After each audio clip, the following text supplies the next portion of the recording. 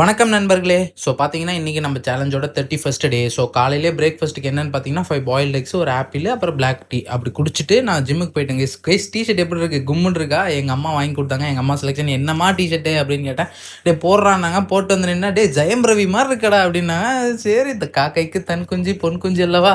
So அப்படின்னு நினச்சி நானும் ஃப்ரீயாக விட்டேன். இன்னைக்கு ட்ரைசிப்ஸ் தான் கைஸ் நம்ம ஒர்க் அவுட்டு.